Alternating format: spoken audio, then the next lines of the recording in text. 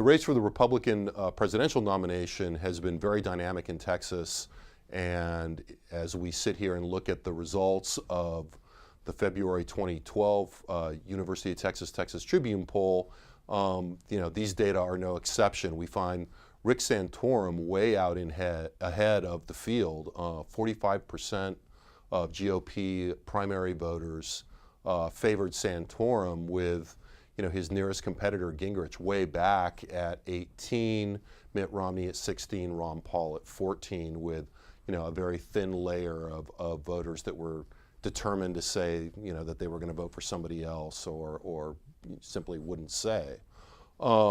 So one of the things we see here is a real surge among conservatives in Texas flocking towards Rick Santorum. Now, part of this could be seen as somewhat ephemeral, and we have to take this with a grain of salt. When we were in the field in the first and second, sort of straddling the first and second week of February, Santorum was surging nationally. He was coming off of big primary and caucus wins and was really breaking through at the national level and posing a big challenge to Mitt Romney.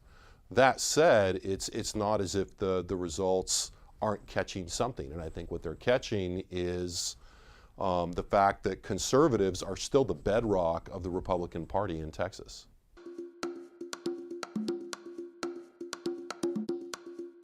These Texas results, have to be encouraging for Rick Santorum, particularly at a time that he's trying to ramp his campaign up.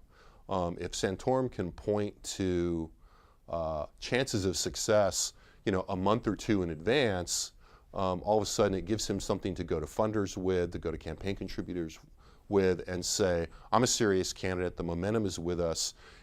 I'm not just a Midwestern conservative, I can also appeal in the South and Southwest. And that's important for Santorum, and something that, I would expect his organization will make something of.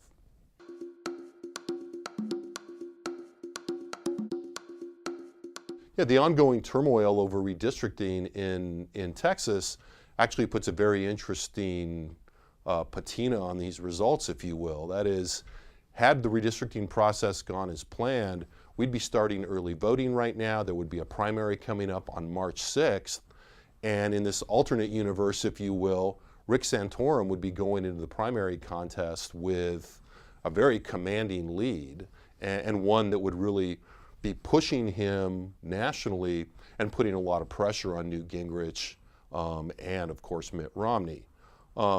That alternate universe is very provisional, if you will. That is, if Texas was still having a March 6th primary, the candidates would already be more active here, et cetera.